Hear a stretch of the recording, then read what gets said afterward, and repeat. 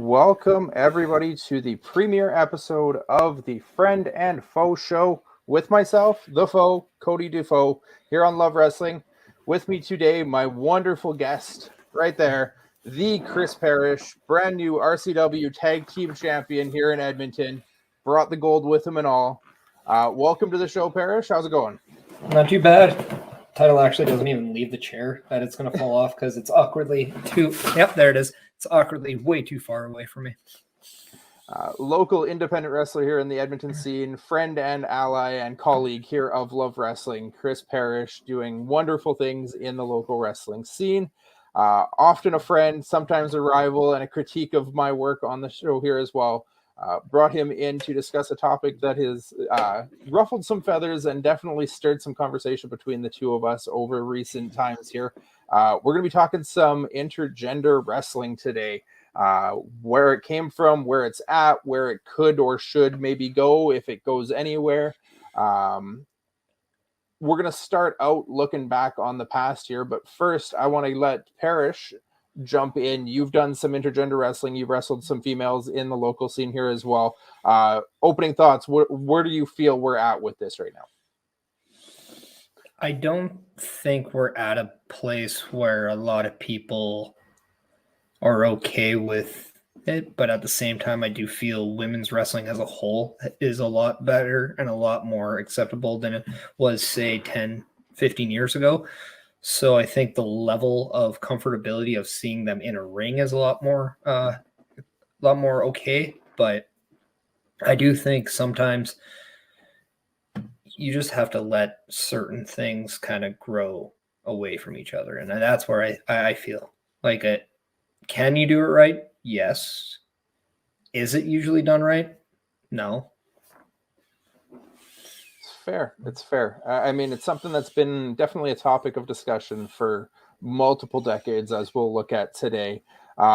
Let's jump back to kind of the first major instance on most people's memories of a female really diving into the men's scene and involving herself in some intergender wrestling on a main stage. I know we just finished watching pre-show the Chyna versus Eddie Guerrero match from the 2000 King of the Ring tournament. I'm just going to throw the link up here on the bottom of the screen. If you want to go have a quick look at that, it's up on YouTube here as well. It's a quick video. Go have a peek at how that match played out, what happened, so you can kind of follow along our discussion on it as well. Parrish, we looked at it. We had a little bit of a pre-show talk on it, but where we were at in women's wrestling at that point, this was something that was relatively unheard of. I think we'd seen Chyna in a Royal Rumble by this point, but she was the only one really crossing the boundaries. Growing up, you would have seen this match back then as well. What did you think of it when you first saw it? What did you think of it looking back on it today and where we were at that point in time? Well, I'm not going to lie. When we watched it, I completely forgot about it. But again, like I wouldn't have constituted this a wrestling match because you really didn't see back and forth action. And that's not okay. Well, it's only 4 minutes. I don't give about the time. It's one of those, you can have action in 4 minutes, or you can play it as you can play characters. You can have a story. They told a story. They told a really good story, but they didn't really wrestle that much. They did a couple moves, they did a couple things, but they didn't have a wrestling match. And that's kind of where I get a little bit, okay, well, what did they really do? Did they really showcase Chyna's wrestling in this match? Not really. Did they really showcase Eddie Guerrero's wrestling in this match? Not really. They showed that they're able to do it, but they didn't showcase it. And that's why it's really hard for me to use that match as a great example of intergender wrestling when the wrestling was so few. Now, with that being said, they didn't do anything memorable, but what they did do, I thought, was they played very heavily to the fact that they were in a relationship, and because of that, they played the story of Chyna not wanting to take this serious, while Eddie wasn't, and then she slapped him. She really took the first swings on the man, and then when Eddie did take it serious, it ended up being more in his favor. And then when China wanted to take it serious, Eddie countered it and won. So my thing is, like, what did that really accomplish? Yeah, it definitely wasn't a wrestling exposition or a technical masterpiece by any means. It was very much storytelling in wrestling, which I feel like is something that is a little overlooked in today's wrestling era as well, compared to what it was back then. I know we got a little bit of a power showcase from China, and I feel like that was the big thing with China back in those days, was showing off her power. We had the story of Eddie not wanting to hit a woman. We had the story of China going for the low blow, but then deciding she doesn't actually want to hit Eddie down there because whatever repercussions could come afterwards. We have some cringeworthy Jerry the King Lawler on commentary in those moments as well. You're right. It's not the greatest idea. This was 22 years ago. This happened. We were at a point in time where women were very much eye candy in WWF/E at that time. The most we ever seen them involved with the men was just being put through tables or taking a bump off the apron. This was the first time that they actually got in and actually had matches. Was China with this Eddie match, and there was a shorter China. Well, the most recent, because Alundra Blaze did come in like through the WWE in the 90, I believe it was late 92, 93, 94. I don't know how much later. And then you saw like the Bull Nakanos, the Lila K's, which I believe was the match at WrestleMania 10. Yeah. Lila K against Alundra Blaze. And they showcased it. And this is a problem that I think they had at the time then, that I think a lot of independent places have now, whereas the amount of women wrestlers you have is very scarce. Therefore, you can run through all the situations very quickly. That's why you kind of tend towards, well, maybe if we put one in a position to look really strong, we can then go and see if we can have them wrestle a couple of the guys, because now it's fresh. And I get it in that end. But really, what are you doing to the evolution of the women's division at that point when you're no longer using women to help elevate the women? I think that's a digression because of situation. It's a very fair point, and I know we've talked at length a little bit about the local scene here and how it's a very similar situation with only 3 or 4 women consistently on the roster, and that you blow through those 4 women in all combinations as quickly as even as slowly as you want to, but it's still going to happen in relative quick succession, and so you have to try and find ways to keep it new and keep it fresh. And you end up with women going and trying to wrestle for men's championships, and you end up with men wrestling for the women's championships, and you intermingle, and it just becomes, why have a divide in your divisions if you're going to intermingle there? Well, my thing too is, if you're going to do that intertwining aspect, it's a very specific person that you're doing it to, which I think is really bad because it sets the wrong perception. And I said this for a while, wrestling is all about perception. If you have, say, a feminine male go into a women's division, it's more acceptable than if you had, say, an alpha male. Because I'll give an example. Knowing Brock Lesnar, do you want to see him go after the women's championship? Or would you much rather see, say, a Spike Dudley, who's more smaller in size? Or would you maybe see one of the more feminine, perhaps one of the more, if we want to say like as an example, maybe a gay man? More people would see that as more acceptable than if we saw somebody physically dominant, because in the perception, physically dominant men wrestling women just doesn't fly.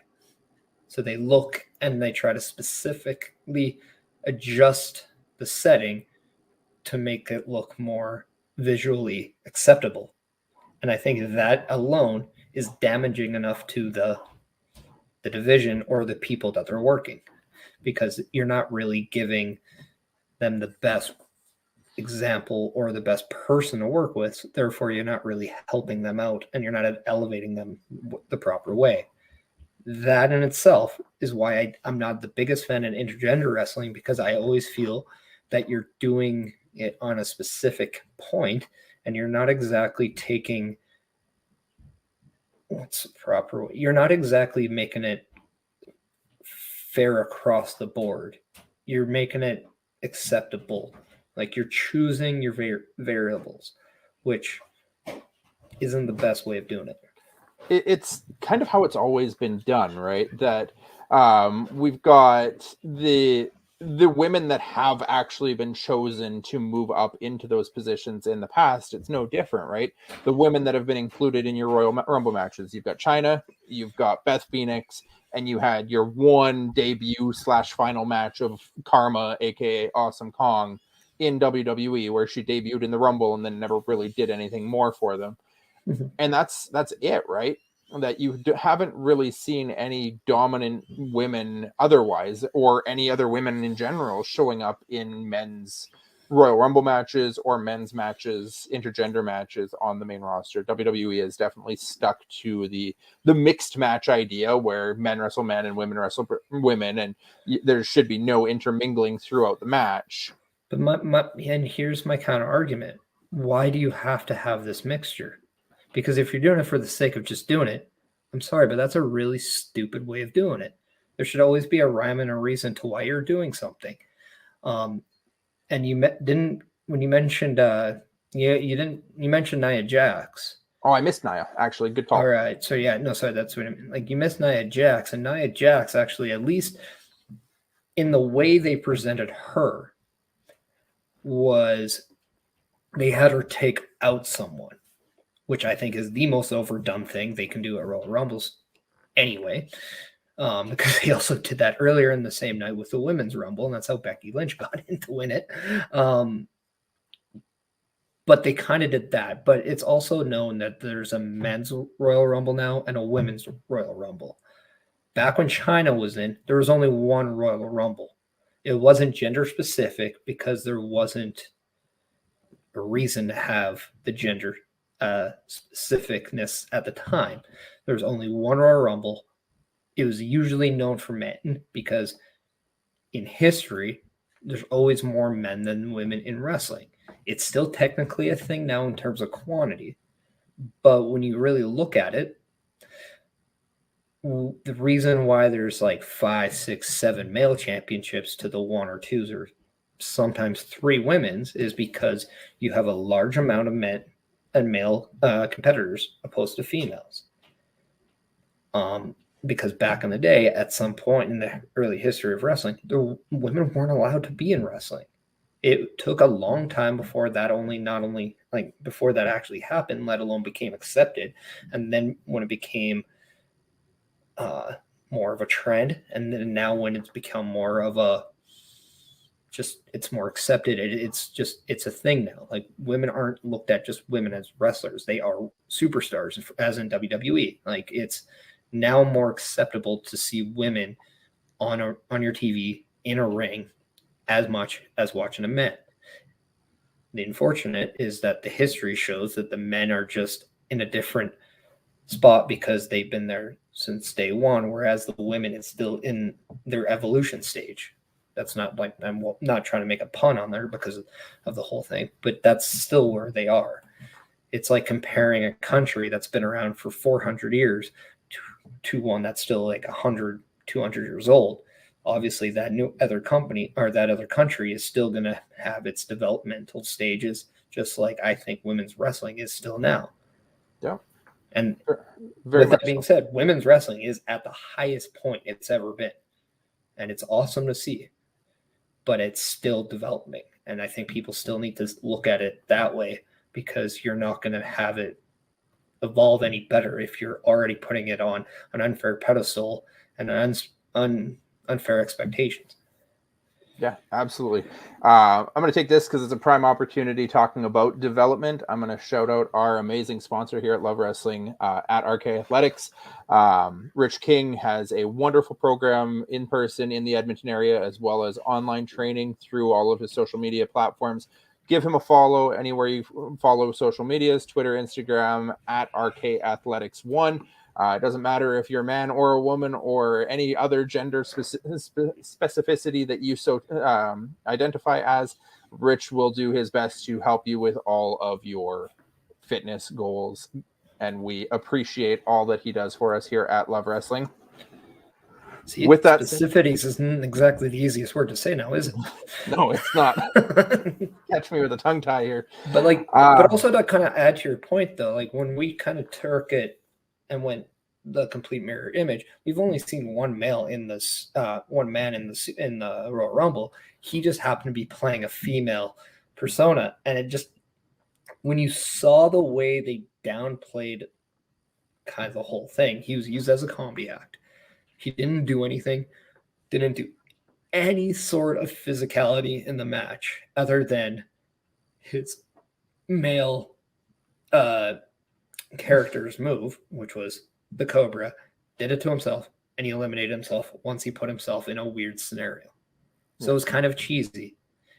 My takeaway, you're trying to tell me that there wasn't another woman on your roster that deserved that opportunity, which is always my thing when I see a woman in the male thing. You're trying to tell me that there's not another male that you could have used in a situation and given that opportunity to. And that's kind of why I don't like seeing the mixtures of the Royal Rumbles. Yeah, that was the Mae Young Battle Royal at a Mania, right? Not a Royal Rumble. No. They were in a Royal. I think it was just one of the most recent ones. Did they? Okay. Yeah, because maybe I remember that. I remember them doing it with Santina at a Mae Young Rumble or Battle Royal as well, though. Well, Santina also won Miss WrestleMania. Yeah. So think about that. The first time, like, you actually did something like that, it went to a dude. Yeah. Who was playing her dressed up as a girl. It's the same as having James Ellsworth claim the first ever women's Money in the Bank briefcase. No, but he never won it, though. He just did it for Carmella. No, but having that was a big deal then too, right? Was having a man have to come in and win the briefcase for the woman. But I also think, though, that's also, again, like, it's when I say the wrestling is always perception, my thing was the person who was linked to another superstar helped them win. It's nothing different than if a female helped a male win the Money in the Bank thing. I just thought everyone kind of took away what I thought the intention was, and that was to get Carmella a ridiculous amount of heat by going to the one thing that you're just like, really? And they went in such a strong issue on the whole, why can't the women have their own match thing? And it's like they did. And that was the point. And that's what I don't like about wrestling nowadays, is that too many people are putting real life emotion into the product. It's good to a point, but when I watch Raw on Monday nights, I don't want to hear about political issues. I don't want to hear about this stuff. I want to use wrestling as my gateway to get away from the real world and get away from that. And I think people need to realize that sometimes they're going to poke fun at issues. Yeah. But looking back at this time, did that not get Carmella more heat? Yes or no? Yeah, absolutely. I was not opposed to it in the moment. I understood where the heat came from, but I do recall in the moment when everybody, and especially when they announced that it was going to be like redone on the following SmackDown, I'm like, why? Why do you need to redo it? Like, this is the perfect way to just put nuclear heat on Carmella right off the bat. And here's an example too. Like, James Ellsworth was never taken seriously on the men's side in any fashion. He was always the butt end of a joke. But now all of a sudden you put him on the women's end of things, and he looks like a threat based on circumstance. Is that really a fair playing field? I don't think it is. No. And then people always looked, well, you have a guy winning it. Yeah, but it's also a guy that you yourself, not like you, specifically, Cody, but like people who are complaining about it, you yourself never looked at him seriously against Dean Ambrose, AJ Styles, Braun Strowman, anybody like this. So why is he now more or less acceptable on another's? I think that was an issue within that viewer on how he perceived the whole thing in general. I don't think he was ready for this stuff, to be honest.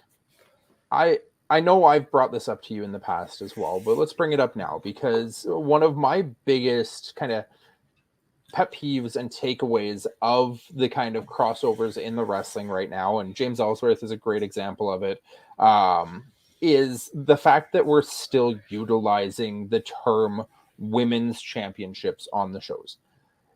It puts kind of a restriction on that title. And Joe Gacy recently on NXT 2.0 came out and had kind of almost my thought on the 205, the Cruiserweight Championship, where he came out and had a big thing about how 205 is putting a restriction and its exclusivity on this title. It's excluding certain people based on your gender, based on your height, based on your weight, that it's only this tiny group of people have the ability to compete for this title.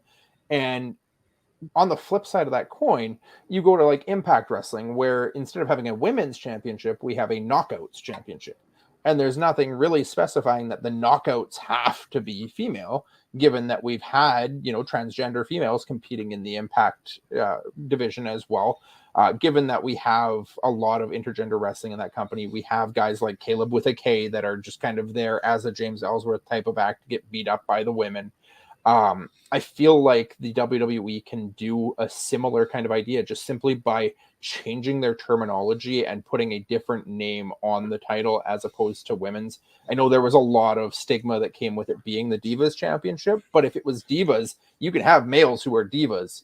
It's a lot harder to justify putting a women's championship on a man, or having a man competing in a women's division as opposed to a man in Divas division. Okay, I'm going to answer your question with a question then.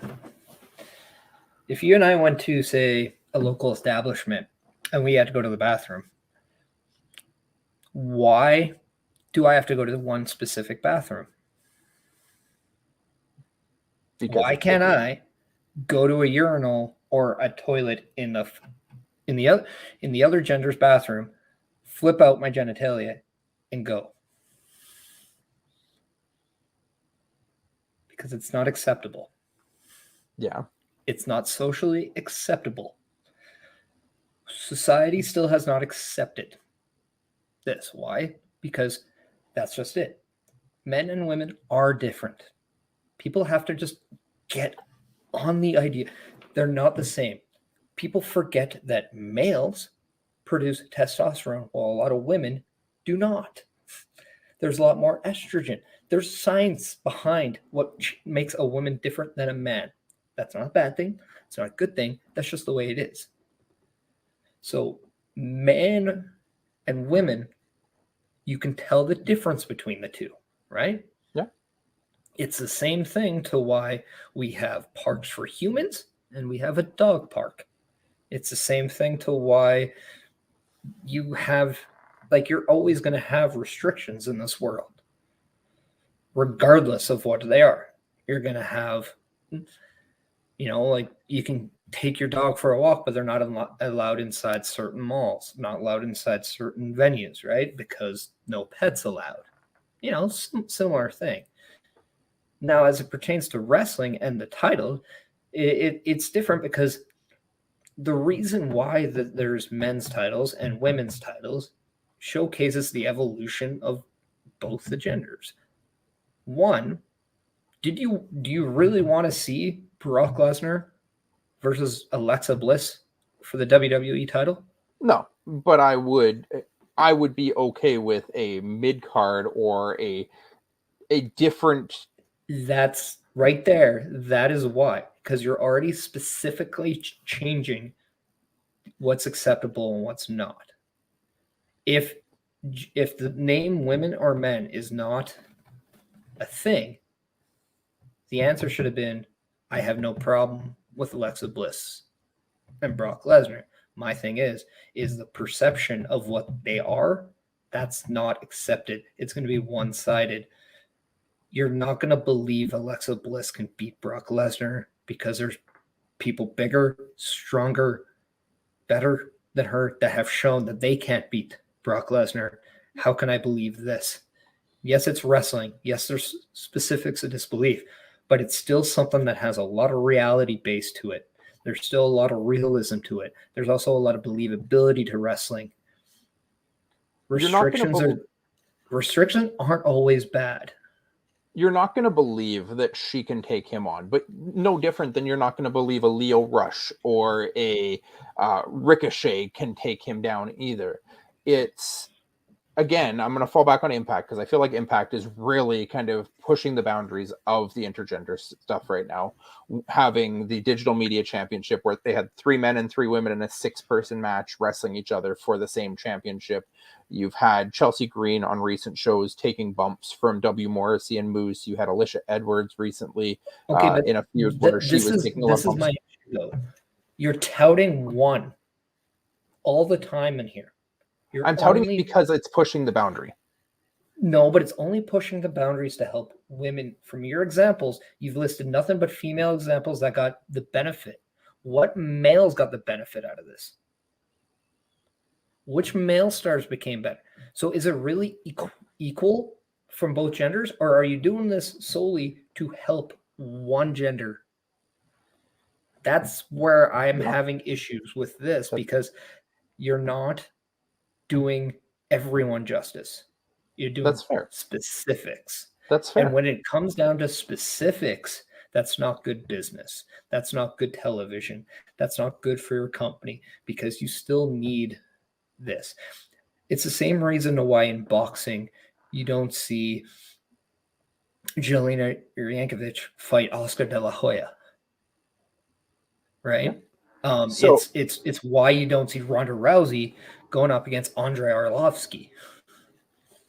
A lot of that is weight classes as well, but I know, but then take whatever her weight classes is. You're not going to see that. It's going to be unfair. There's one female fighter. I'm not even going to put the name out.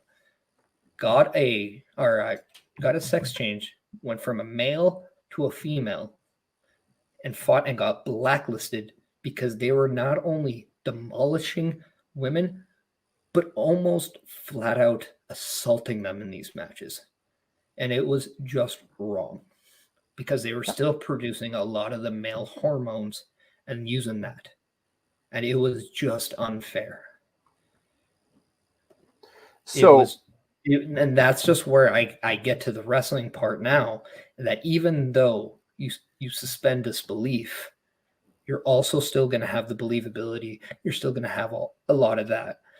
There is a lot of males that are physically dominating. And even if you want to say an R-Truth, who isn't looked at as the most dominating figure, you really don't want to see a dark side of R-Truth against a female. It's just very awkward to watch, and it's uneasy. So I'm going to take this a little bit in a different direction here, because there was a comment on an interview a couple months back. I don't know exactly who it was with. It may have been with Spencer. It may have been another source, but Gigi Ray made her comment in this interview how she actually appreciated and preferred wrestling with men, because men could allow her to wrestle the style she wanted to wrestle and become a better wrestler, because she trusted them to hold and to be able to protect her from the high risk moves she was trying to use in her offense better than other females. And I took that as a point of, at least in the indie scene, maybe not on the top markets, maybe not your AEWs, your WWEs, your big time shows where you're using that a lot more storytelling, but definitely on the lower levels, like the RCWs, the PWAs, the MLWs, PPWs, all of those local shows in our region here. Go support your local indie shows wherever you're at.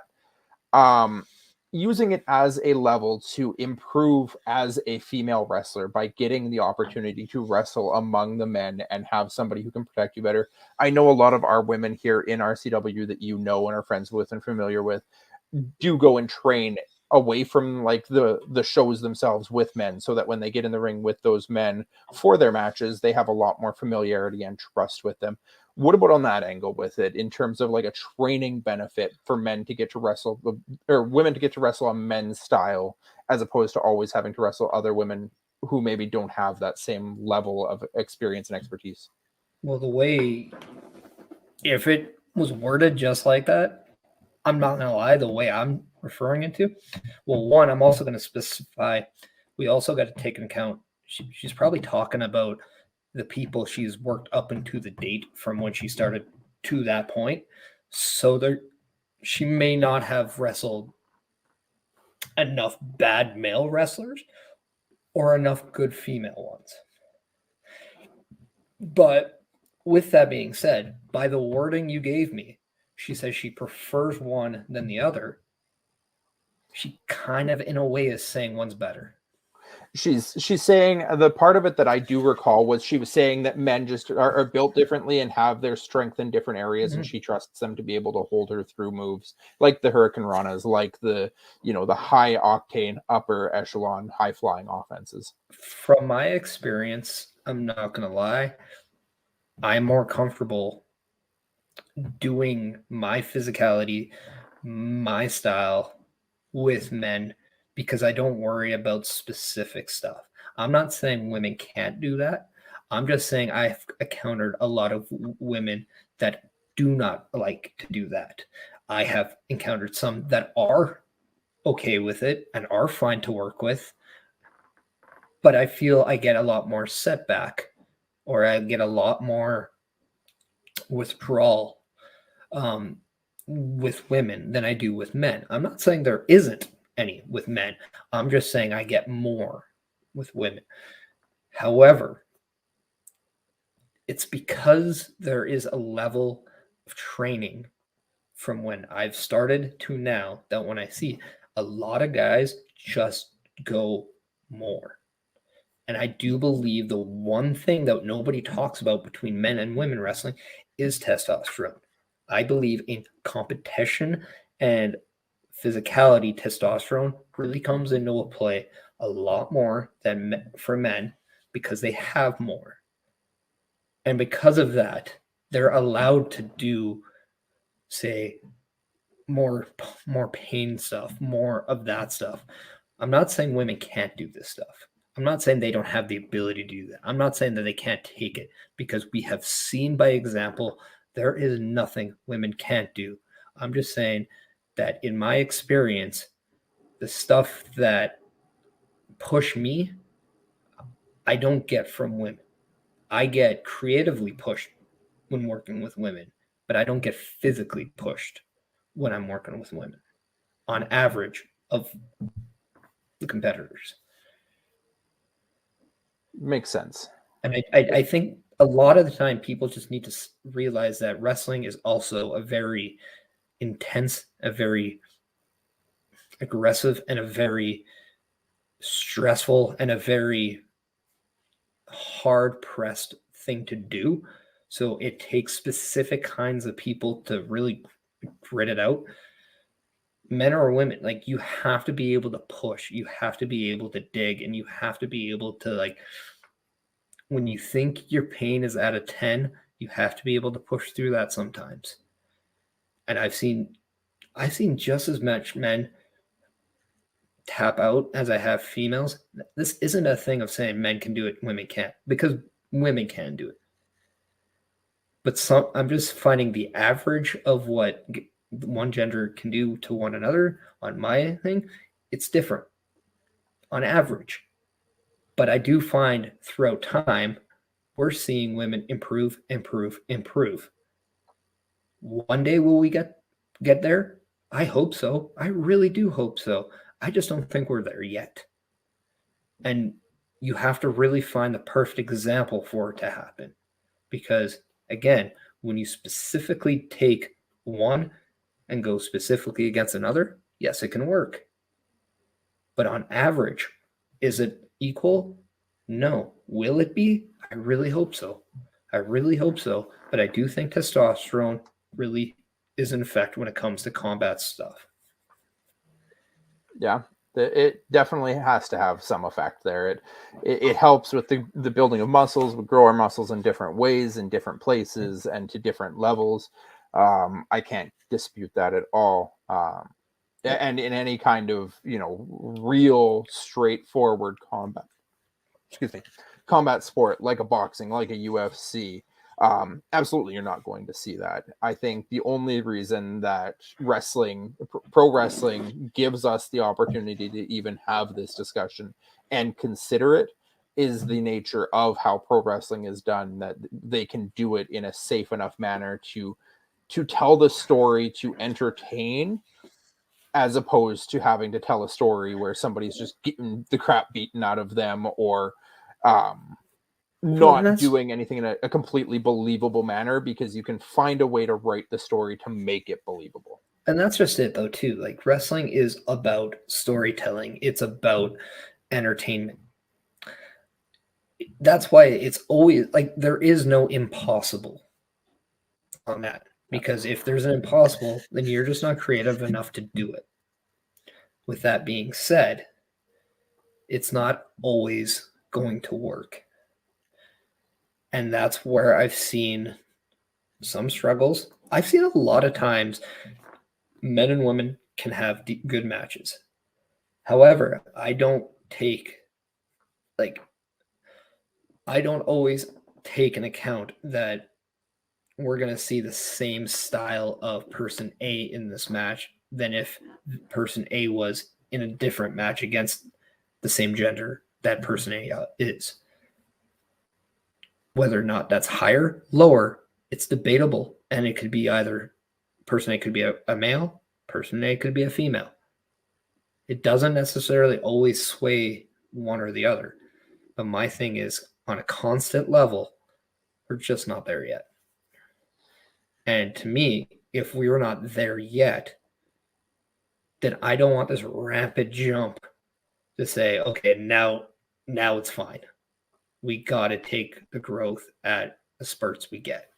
We can't rush it, or else then we're going to go from one extreme to another. We already know, based on just human experiences, like life experiences, going from one extreme to another is very, very problematic. So just before I push us forward into the last little bit I want to talk about, I do want to get a quick thought on the current WWE landscape of where we're at with the Miz and Maurice and Edge and Beth right now. And the mixed match is this kind of that small step that we're seeing. We've seen now Edge and Beth. We saw Miz and Maurice versus Seth and Becky recently. We saw the John Cena and Nikki stuff a few years back, doing a little bit of the mixed match, but having that blending as well as the mixed match challenge stuff that they did. Is this just that little tiny increment to get there eventually? I think it helps. It all depends too on if we're gonna see, say, Miz against or Maurice against Edge or Beth against Miz. And here's my thing. I think you're gonna see glimpses of it, and I think you're gonna see glimpses to where the only time the male does anything to a woman would probably be Miz to Beth, because I don't think you'll see anything from Edge to that. And that's where I find, like, okay, like now you're kind of playing a restricted card as it is, because you're dictating, your good, bad, your moral, immoral with kind of the match. And that's just not something I like to do personally. Although I've been in matches where I did not strike a woman, like I resent, like, and to me, like, again, like when I say wrestling is perception, if I can't see this outside of my front door in real time, I also don't want to see it in a wrestling ring. Yeah. And yes, I'm taking real life and putting it into wrestling, but I do think that's where I think the more important gradual thing is. When it becomes more acceptable in real life, then it'll be more acceptable in wrestling. Because I do believe real life has a dictation on the evolution of wrestling. To some extent, we see a lot of supernatural that makes me think that we're a little bit away from the real life there. But no, but I'll give you an example too. The racial involvement has definitely been better represented in 2022 as a whole in pro wrestling than it was in 1962. That's a whole nother topic for a whole nother day, but I agree with you. But again, in that time frame, it's also become more acceptable in society. It's a very vague example, so I'll take you one even different. When you go with the gays and lesbians, you see a lot more representation now in pro wrestling. You see a lot less examples of that 20 years ago. But in the last 20 years, we're also seeing more progressive movement with accepting. And that's not even just restricting it with gay and lesbians. It's any sort of sexuality, any sort of that stuff. And I think that's a better tie-in to this one, to this example of the intergender.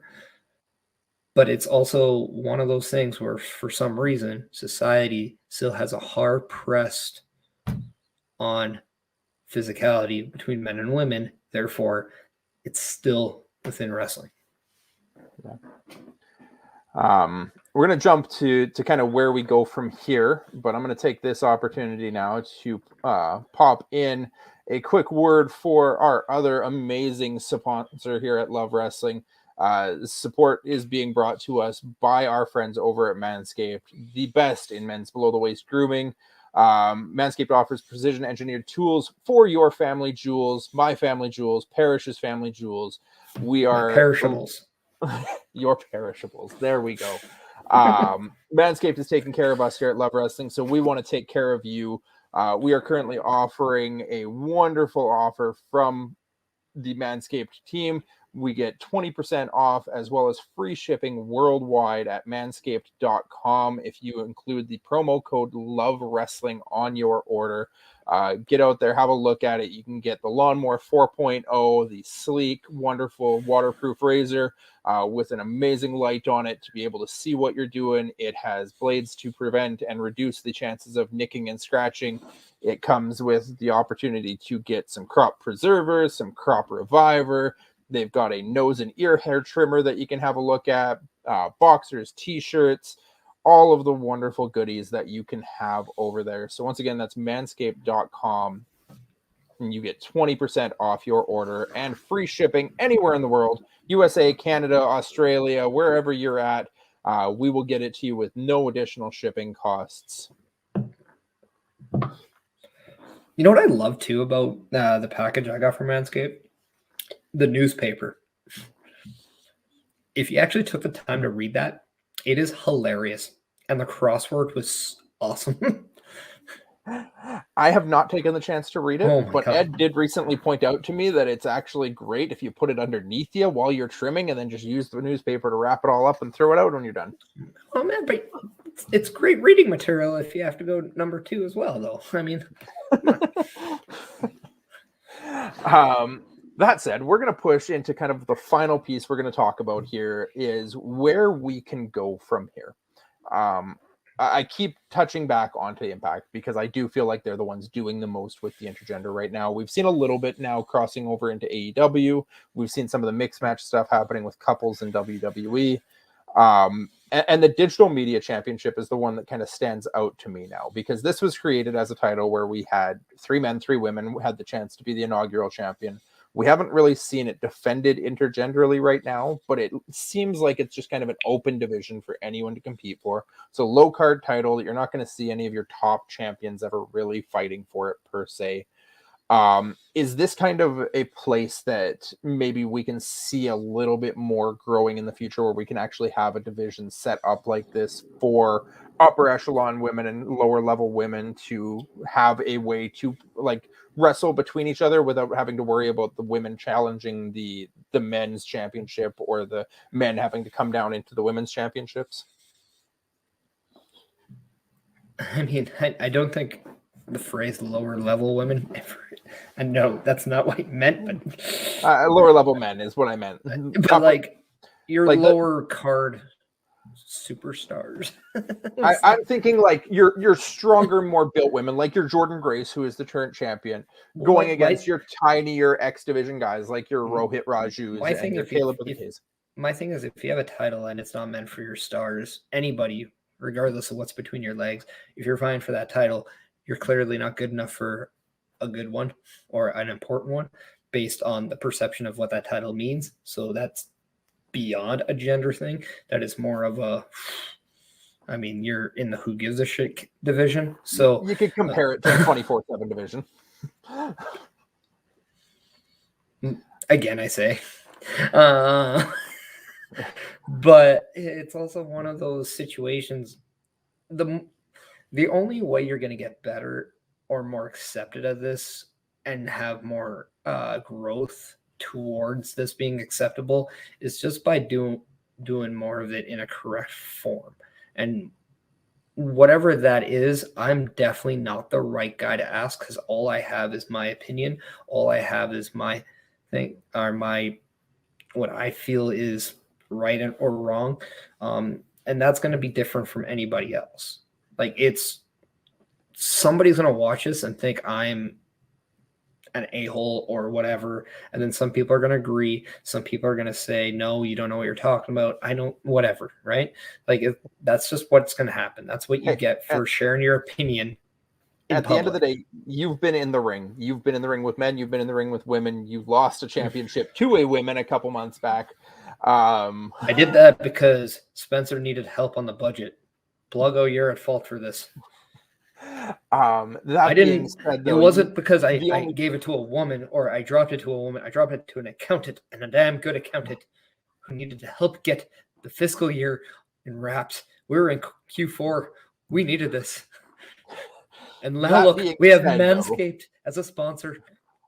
The only people who can call you out for having a negative opinion on any of this is if they've also been in a ring with a female wrestler as a male, or vice versa, because I'm not one to speak on this. I know what I know as a fan and what I want to see, what I enjoy seeing.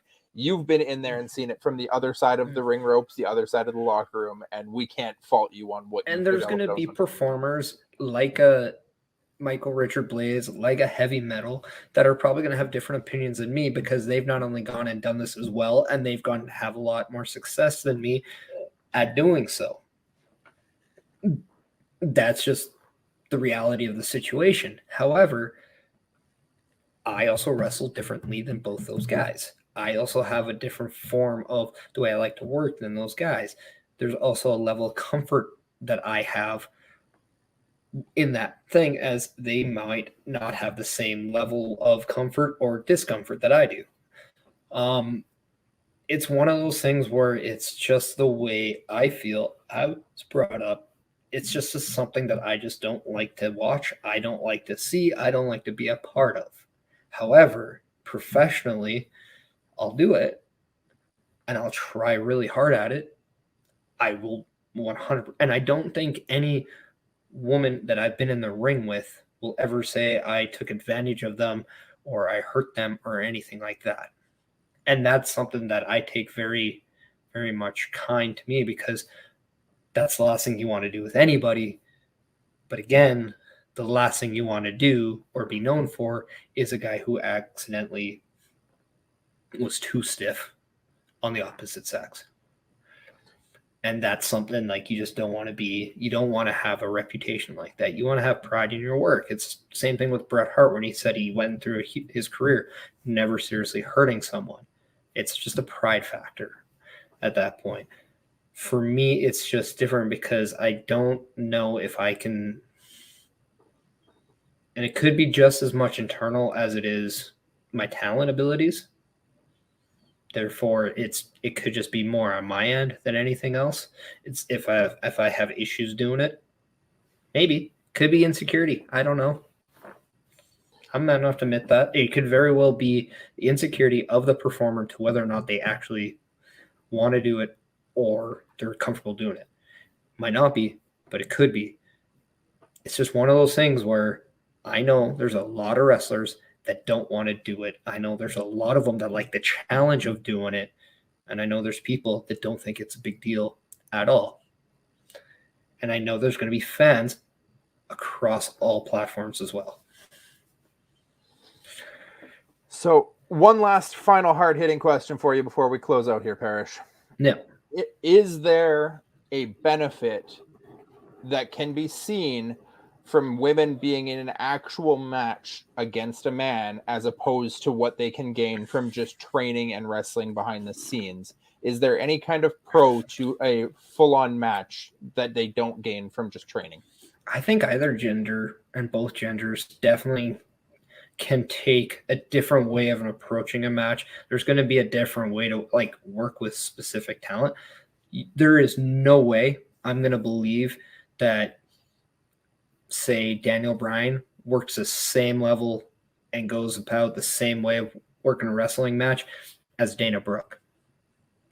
But with that being said, I'm also going to assume there's probably a lot more prep than, wrestling with somebody like a Becky Lynch than maybe Brock Lesnar because of the how more thorough they would be about the technical side of it.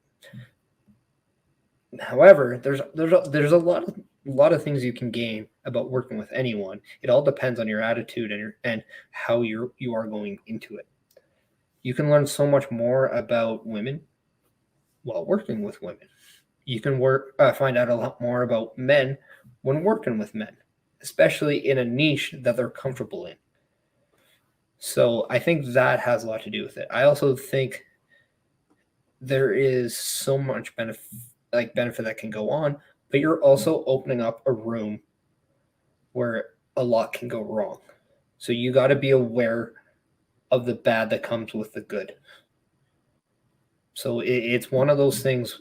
You just have to be cautious, but you got to be open-minded. If you're not open-minded, you're never going to appreciate intergender wrestling at all. But with that being said, you can be open-minded and have a preference as well. That's the benefit of having an open mind. You have a choice. Yeah. I know personally from what I've witnessed, at least here locally, the big thing that stood out to me was Zoe Sager during the COVID layoffs here.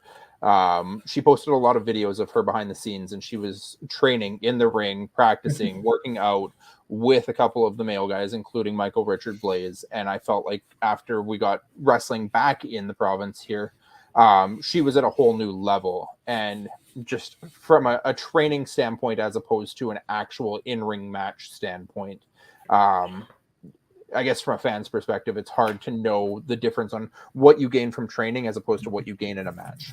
Well, I mean, we live in a world right now where it's just based on history. In a lot of sports, we're going to see usually the best at that a male just because of evolution. It's not because of gender. It's just because of the way that it's been.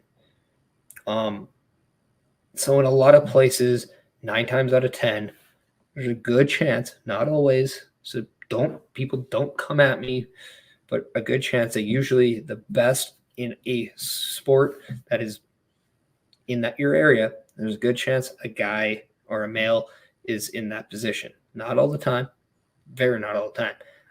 I once grew up and I watched both a brother and a sister play hockey, and the sister was better.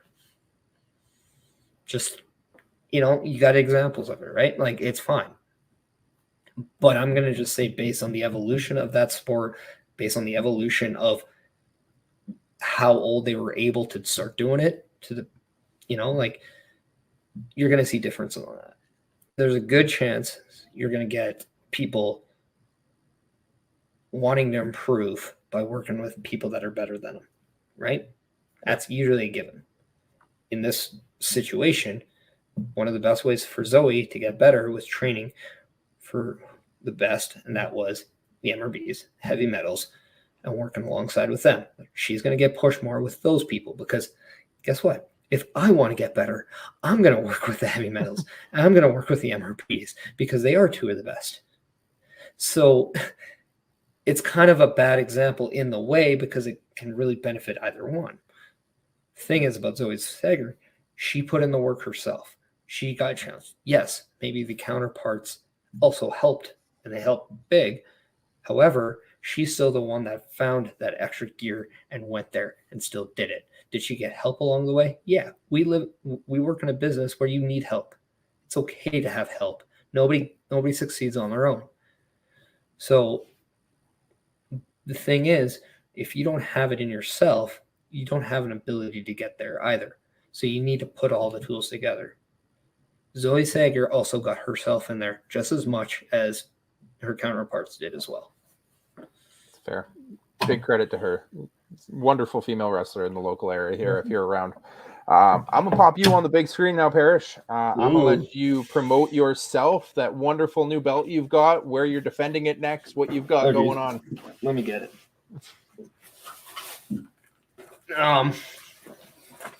Well, depending on when this is airing, you can come check out Real Canadian Wrestling this Saturday, this Sunday. Don't know what one of those days. But yeah, every week, Real Championship Wrestling at the Norwood Legion in Edmonton, Alberta. Come see it. If we got this, we're probably defending it because, let's face it, that's kind of champions we want to be. So come see myself and Son of Irish always go after and give it our best. Yeah, and if you want to follow me on social media, Chris Parrish on Twitter, Chris.Parrish on Instagram, the Chris Parrish on Twitch, and yeah, follow lovewrestling.ca on all platforms. Absolutely. We're going to throw those platforms up here in just a second. As soon as I get you off the big screen with the split face. We're going to throw these up here now. Haven't had them on, but give us a follow. Love Wrestling, facebook.com/lovewrestlingca, Twitter @lovewrestlingca, Instagram @lovewrestlingca, youtube.com/lovewrestlingca. You can shop Love Wrestling, lovewrestling.ca/shop, or newly added as well, we have the What a Maneuver shop at whatamaneuver.net/collections/love-wrestling-ca. We've got a couple great new t-shirt options on there. New t-shirts arriving every few weeks here as we get them developed. Support the channel, support the wonderful people we have here at Love Wrestling. Again, shout out to our friends at RK Athletics at RK Athletics 1. Give them a follow on social media for all of your fitness needs and goals. Rich Keaton can give you a great hand up on following whatever you need to do to get to that next level in your personal fitness. And Manscaped as well. Just one more shout out to them. 20% off at manscaped.com with promo code Love Wrestling, including free shipping anywhere in the world to take care of your perishables, as our wonderful friend over here, Chris Parrish, has deemed them. And newly added, you can follow the Friend and Foe Show on Instagram at Friend and Foe Show, as well as on Twitter at the Friend and Foe Show. Without the W, because Twitter apparently only gives me so many characters that I couldn't have the W on there. So it's the Friend and Foe Show. You can follow me at Cody Defoe on Twitter as well. And that you could have done F&F show. F&F show? I mean, I could have. That would have been smart. Maybe I can still rebrand it. We'll see. For now, follow it at the feeds you see scrolling down on the bottom of the screen there. This has been fun. Parrish, thank you so much for joining me. We've had a lot of discussions over this intergender in the past. It's great to get it out there and open. And if you have anything you would like to discuss with Parrish or I, follow us on the socials. Throw it up in the comments here on Twitch, on YouTube, wherever you're watching this video with us. For Chris, I'm Cody. This is my friend. I'm the foe. Have a great night.